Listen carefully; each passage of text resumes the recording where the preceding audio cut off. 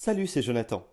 Aujourd'hui, je te fais une petite surprise, comme quelquefois sur le potentiel. C'est pas moi qui vais te partager le potentiel, mais mon petit frère. Il s'appelle Poc. Son vrai nom, évidemment, c'est Benjamin, mais tout le monde l'appelle Poc. Poc va te partager le message du jour, et dans le ministère, il travaille avec sa femme Tracy. Ils sont engagés, ils ont à cœur d'aider les autres et de soutenir les autres, de les pousser en avant, et ils ont une magnifique famille avec de très beaux enfants. Alors je dis pas ça parce que c'est mes neveux et mes nièces, mais un petit peu quand même.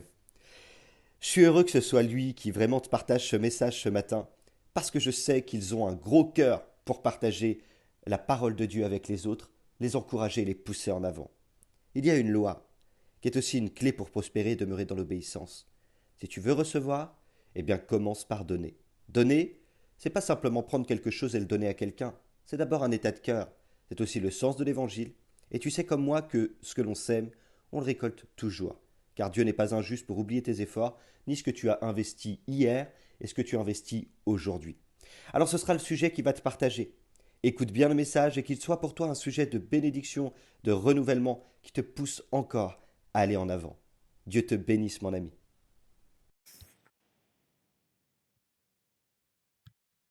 Bonjour, je m'appelle Poc et je suis vraiment content d'être avec toi ce matin. J'aimerais te raconter une expérience qui me tient vraiment à cœur. Dans la parole de Dieu, il nous est dit, il y a plus de bonheur à donner qu'à recevoir. Je sais, tu dois te dire peut-être ce matin, ce verset ne me parle pas beaucoup. Mais justement, j'aimerais te raconter mon expérience qui, j'espère, va te permettre aussi à toi de faire une expérience extraordinaire avec Dieu.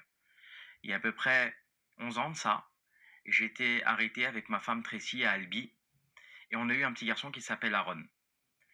Et Aaron, de sa naissance jusqu'à 14 mois, il dormait 3 heures par nuit et 3 heures par jour. C'est-à-dire qu'il ne dormait pas. Il faisait que pleurer. Et à l'âge de 14 mois, on a donc pris un rendez-vous avec son pédiatre parce que Aaron, à 14 mois, il ne marchait pas à quatre pattes. Il marchait pas à cet âge-là. Normalement, il aurait dû marcher comme un enfant normal. On n'arrivait pas à l'asseoir normalement parce qu'il ne tenait pas sur ses reins. On était toujours obligé de l'allonger avec des oreillers.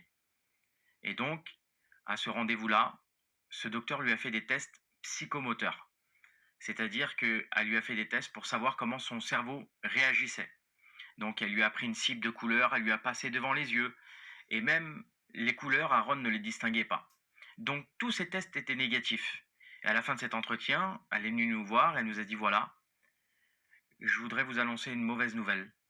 Votre enfant est atteint d'autisme. Il a du trouble du comportement. Je ne peux pas vous le dire à quel degré il est parce qu'il n'a pas 3 ans, mais on va lui faire des tests euh, un peu plus approfondis. Comme ça, on pourra déterminer le degré d'autisme. Et j'aimerais te dire qu'à partir de ce moment, j'avais l'impression que le ciel me tombait sur la tête. Je ne savais plus par où commencer ni où me tourner. Mais avec ma femme, Tracy, on a prié le Seigneur. Et puis la prière de Tracy, ça a été celle-ci. Seigneur, je voudrais qu'avant la fin de la semaine, tu guérisses mon enfant et qu'il puisse marcher à quatre pattes comme un enfant normal. Et ça, c'était un lundi. Donc le mercredi, on a été à la réunion, on a fait prier pour Aaron. Vendredi, pareil. Et puis, voilà le dimanche du culte, et puis elle me réveille, elle me dit, Poc, lève-toi, il y a le culte. Et quand elle me dit ça, j'ai dit, Tracy, maintenant, laisse-moi tranquille avec les choses de Dieu, je ne veux plus en entendre parler. Et à partir de ce moment-là, j'aimerais te dire que j'avais vraiment besoin d'une action de Dieu. Et peut-être que ce matin, tu as aussi besoin d'une action de Dieu. Et le Saint-Esprit a parlé dans mon cœur très fort et il m'a dit ça.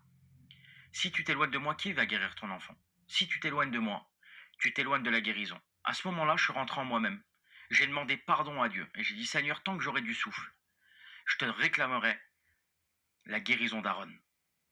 J'ai dit, Seigneur, c'est ma responsabilité de père. Dans ta parole, tu dis, faites-moi connaître tous vos soucis. Alors Seigneur, ce matin, je veux te donner mon souci.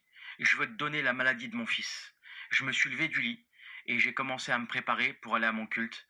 Et j'étais dans mon cagibi de toilette. Et puis on avait calé Aaron avec des oreillers. Et je me préparais. Et là, à ce moment-là, j'ai entendu comme des bruits de pas. Comme ça. Et j'entends Tracy crier, Poc, vite, ouvre la porte et regarde. Et j'avais la porte entrouverte du cagibi. Et là, je regarde. Aaron était en train de marcher à quatre pattes et il rigolait dans tout le camping. Je l'avais jamais vu rigoler. C'était la première fois qu'il marchait à quatre pattes. Le miracle s'était produit dans ma maison. Alors j'aimerais te dire ce matin et t'encourager. Peut-être qu'il y a des choses que tu n'as pas encore données à Dieu. Peut-être que tu as déjà donné des choses à Dieu. Mais je t'encourage à donner encore plus. Parce que ce matin, j'aimerais te dire que si tu lui donnes, tu vas recevoir de Dieu. Dans la parole de Dieu, il nous est dit ça. Élargis l'espace de ta tente, qu'on déploie les couvertures de ta demeure. Ne retiens pas, allonge tes cordages et affermis tes pieux. Alors voilà pour toi le conseil ce matin. Ne retiens rien. Donne tout ce que tu peux à Dieu et n'oublie pas, Dieu a mis son potentiel en toi.